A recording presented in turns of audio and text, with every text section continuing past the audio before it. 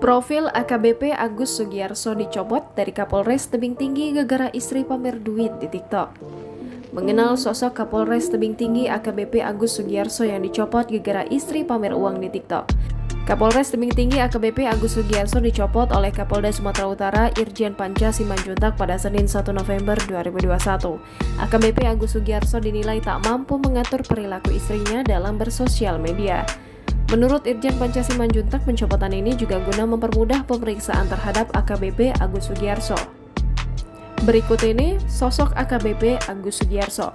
AKBP Agus Sugiarso mulai menjabat sebagai Kapolres Tebing Tinggi sejak 6 Januari 2021 lalu.